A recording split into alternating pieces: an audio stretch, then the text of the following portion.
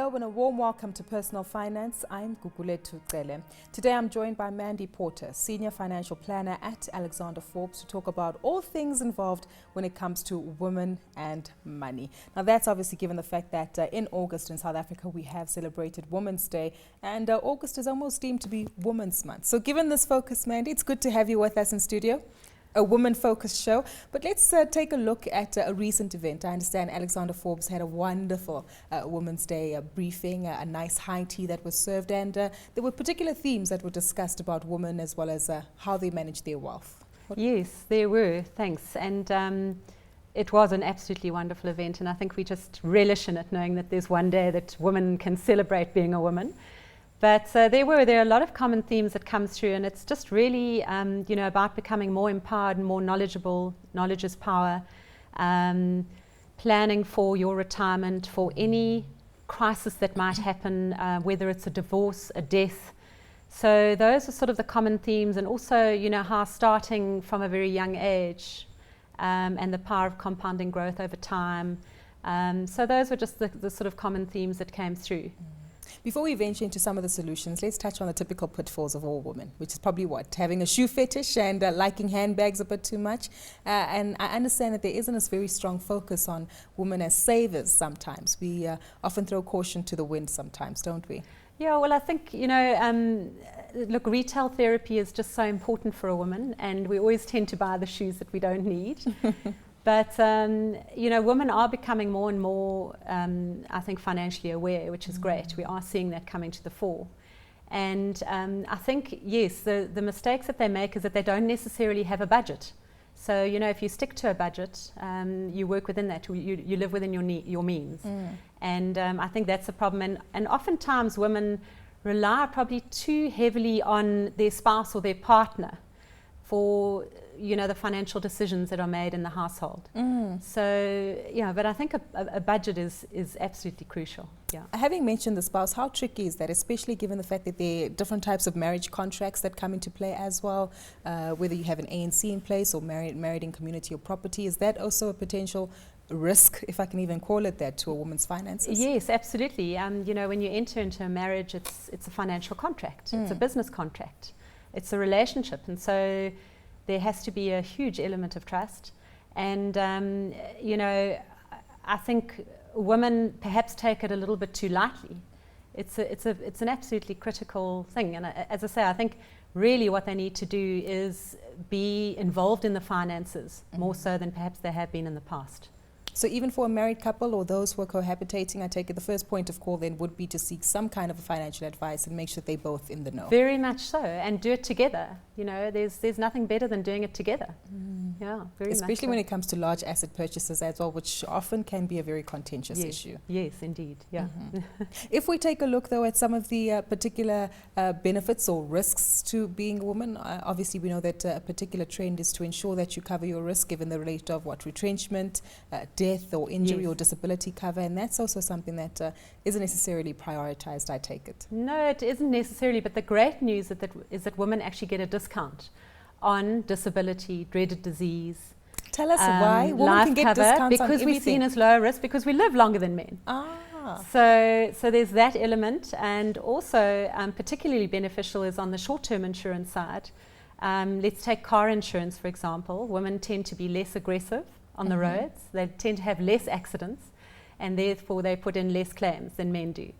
So there are benefits to being a woman. But unfortunately for the rest, it's pretty much equal. And I was thinking you get a discount because of our good negotiating skills. No, I'm afraid not. Or spotting a sale. But having said that, though, is that something that, I know at Alexander Forbes you have an insurance division where they, I think it's called a Platinum Woman, where there's certain product offerings directed at women within particular means financially to cover their risk or make use of a variety of financial products. Is the message that we should be driving home then for females out there is that look for the appropriate product that not only covers all your needs but also suits your pockets? Yes, no, very much so, absolutely. And I think it's critical to seek financial advice. So sit with a financial planner, have a clear strategy, draw up a clear budget. Even things like talking that aside. A lot of women don't take for granted a will. Just the will is such a critical contract as well. So yeah, there's so many aspects that I think we as women can become upskilled and know more about. You mentioned that we live longer. From a retirement perspective, does this mean we need to save more or ensure the products that we're investing in actually have greater exposure to a variety of markets to actually make more return? Yes, it does mean that, exactly. And look, I mean, the way that I do things is if I'm sitting with somebody, we would have buckets effectively. And so a woman might just have their long-term bucket might just be that much bigger than a man's. But you would have, for example, your short-term bucket for emergency, car, fund money, etc. Your medium-term bucket perhaps for children's education, and then a long-term bucket where we would attach a different risk profile. So we would probably have higher risk assets in that long-term bucket. Sure. So yes, perhaps it would be a slightly bigger one than a man. And that goes back to getting a consultation from a certified financial planner, someone who can give you the correct advice. I would highly recommend that. Yeah. Yes, I would. Yeah. And obviously not comparing what your friends are doing, because I think that's also a typical mistake. We get together and we all discuss our finances, and you think, okay, well, that works for Kate, it's going to work for me. If it works for Mandy, it will work for Sue too. Yeah, so no, I mean, I always say filter the noise. You know, you often hear it. They've played a round of golf with their girlfriends, or they've had a lovely breakfast and somebody has said, this is the share to go for, it's going to make you millions. And it's filter the noise. You know, we tailor make investment strategies for each individual, no matter what your age. And, you know, we all have different goals. So we also moving quite a lot more to goal-based investing, which I think is quite exciting. You know, so slotting your goals into different categories again, and those categories then would have different risk profiles associated with them. Another goal that often comes into play, whether it's a keen objective or not, is children. And usually as a mother, you're the primary caregiver of your child. And the big debate that I've heard recently is when to start saving for your child. Is it when your child's born? Is it when they're 5 years old? Is it before they're conceived? And I take it maybe for the female, this is where maybe you can play even more of an influential role on assisting the financial destiny of your child. Yeah, I think, you know, I always say to anyone, literally, the day that you earn your first paycheck is when you should start saving. And you might not have a goal associated with that, but in time it will work its way out. So you'll say, okay, well, I can now separate that lump sum into perhaps an investment for my child. But, you know, literally from the day that you earn, that you receive your first paycheck, that's when you should be putting money away. And if it's specifically for children, yes, I think, you know, the date that perhaps you know you're pregnant even, you could say, right, that's it, let's start putting a monthly sum away, because education is so costly these days. Yeah. And on that note, though, are there appropriate products that one can invest in? Because I think previously in the past, the products weren't necessarily well suited to the need, which was your children's education. Yes, there are. There are many products out there. And again, it doesn't specifically have to have a name that says children's education. But, you know, your endowment type product, your unit trust, those are very appropriate products for putting money away for children. What about the costs involved? Because I think that's also something that pushes people away from wanting to save in formal structures that are offered by the financial services industry. Anything associated with equities, we think, ooh, too costly and too risky. Yeah, no, I think, again, you know, I think people have this misconception that things are too expensive. But again, if you interface with a financial advisor, you'll find that, you know, certainly we do try to keep the costs at a minimum. And they're reasonable. They should be reasonable. And, you know, one can always get a second opinion if you feel that the costs are what are standing in the way. But I always just say, don't let the cost stand in the way of you investing. It's so critical that you put money away. Precisely. And debt, that D word that no lady likes to hear.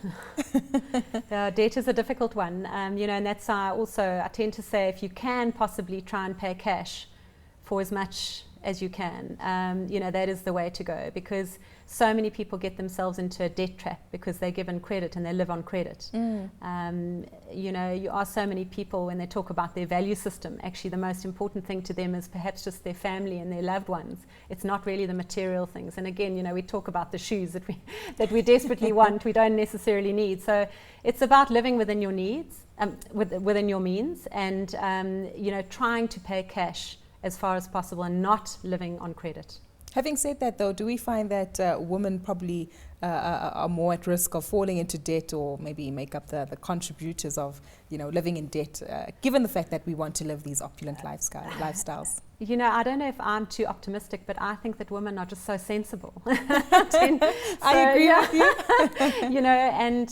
So I sort of somehow think that women make perhaps more sensible decisions. But yes, they do. And I think when people become desperate, that's when they tend to get into that debt trap. Exactly. Yeah. The need for that advice and the need for that knowledge. Just to close off with, before we actually get our key takeaway points from the discussion, I want us to take 2 steps back into some of the bad contracts potentially that women find themselves in. It's the cell phone, it's the marriage contract maybe that doesn't really work and suit your needs, and also how to deal with finances after divorce, because that's probably when it takes a bit of a knock, when you've got responsibilities such as children to take care of and the lack of financial support from your former spouse. Yes.